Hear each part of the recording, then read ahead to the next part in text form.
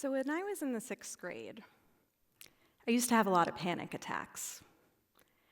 And one day at school, I was in the middle of a particularly bad panic attack. I was escorted down to the nurse's office, and she put me in a private back room while she went to get the guidance counselor. I couldn't breathe. I was pacing around the room, and no one was explaining to me what was happening. The guidance counselor came in, and after a few moments of her unsuccessfully trying to calm me down, I felt her grab me by the shoulders and start to shake me. She got right up in my face and yelled, "Stop it right now." And it worked. I stopped. Everything stopped. In that moment, my emotions became disconnected from my body. Now, this is called disassociation. My nervous system got stuck in a state of freeze. And the emotional response that I learned from that experience was that it was not safe to feel deeply. And it was certainly not safe to express those feelings. But I'm here on stage today because this isn't just my story. We are collectively suffering from an inability to connect with our felt sense. And this is a big problem, because when we don't feel safe enough to turn inward and connect with our being, we lose trust in ourselves. And in turn, we make life a whole lot harder than it needs to be. So you might be wondering, where'd this come from? How did we get here? Well, it's rooted in the conditioning that we receive from a very young age to hide our feelings from the world. We become very skilled early on at something called masking. This is when our outward expression of ourselves doesn't match up with our inner experience.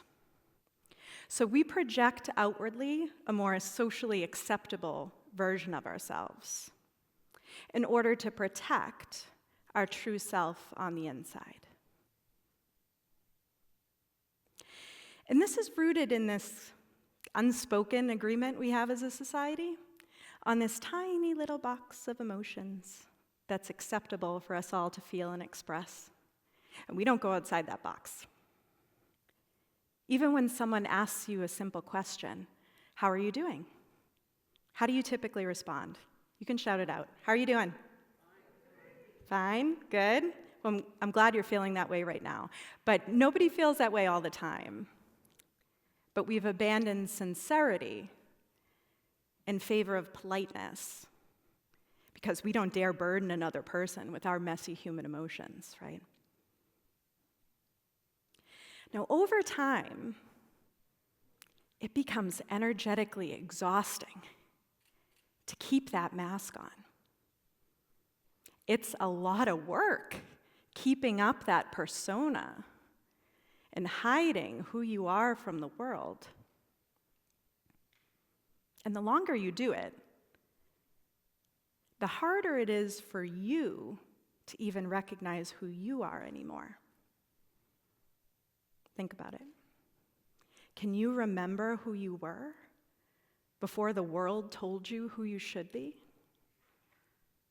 I'm betting that you can't, because authentic expression is a muscle that needs to be exercised just like any other.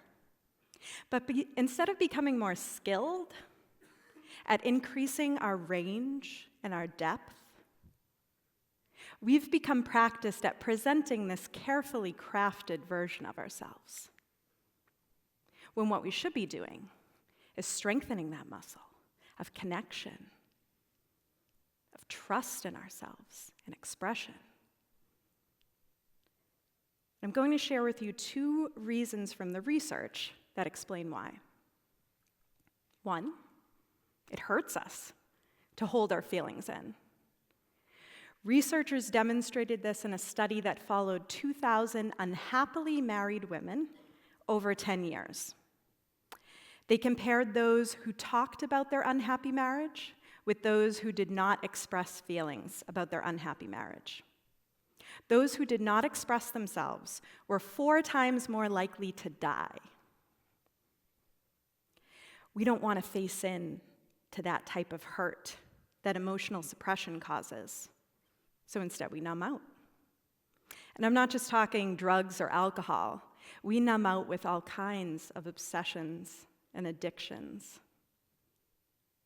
In my case, maybe some of you can relate, I used to like to numb out with achievement and constant busyness. So always going for the next thing, the next level, the next goal, right? Because if I were to slow down and invite in some stillness, then I could feel myself. And that was way too scary. The second reason is that we are happiest when we're connected and expressive. A 2013 study on happiness showed this when researchers were examining the types of activities that generate the most happiness in people. Probably unsurprisingly, the happiest activity people participate in is having sex, an activity that's rooted in connection and trust. But other high-ranking activities included ones that connect us to our senses, to our ability to feel and express ourselves, like performing, singing, walking in nature, visiting a museum, gardening. So if you're willing to agree with me that this is a problem, what's the solution?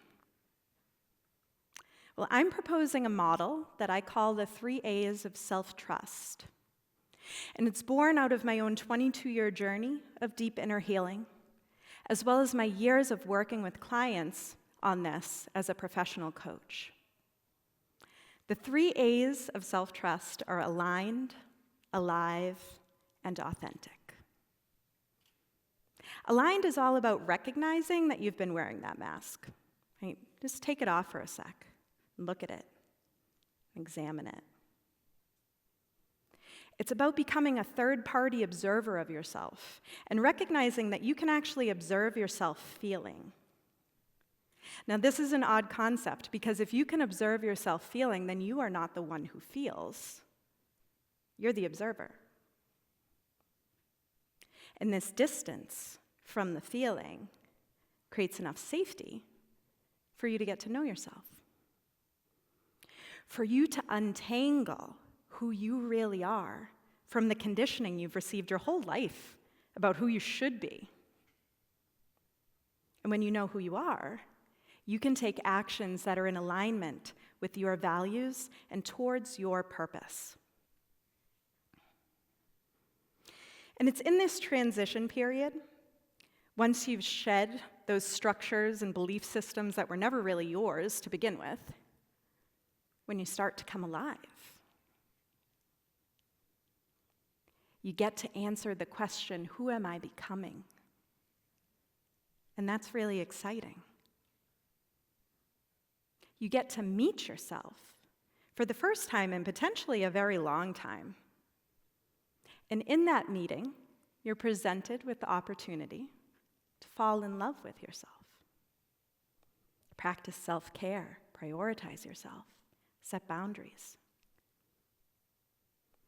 Coming alive is all about connecting with that pure love that's within you and allowing its infinite wisdom to replace any need for external validation. And from this place of being deeply in love with who you are and who you're becoming, you can finally be present. And as you show up in the world with this authentic presence, you relate better to others. The people around you feel seen and heard, because guess what? You're actually seeing them and hearing them.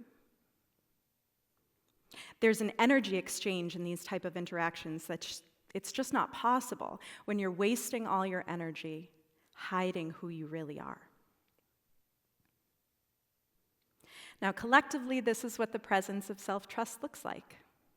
And it matters. Because when you're living with self-trust, you embody peace, a groundedness that influences the way you show up to every area of your life and every interaction.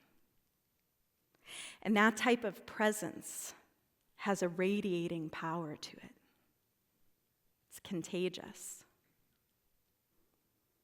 And that's why I believe that self-trust will help us move forward as a more compassionate, kind, and loving society. Because I've already seen the ripple effects of self-trust from my own journey.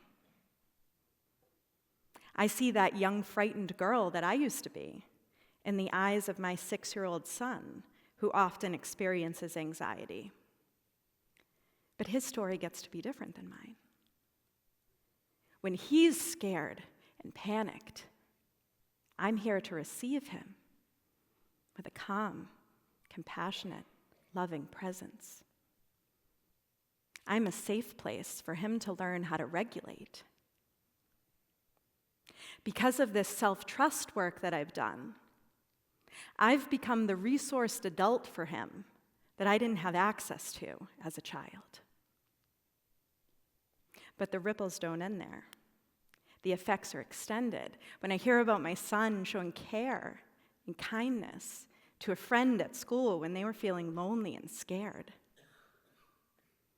I now get the beautiful pleasure of raising highly resourced children who trust themselves enough and who feel safe enough in their being to be able to spark change in the way the world feels about feelings. And you all have that power to affect that type of change in society, beginning with your own little drop of self-trust. So I challenge you all to simply dip your toe in the water, feeling deeply again. Get to know yourself. Fall in love with yourself. Trust yourself. Thank you.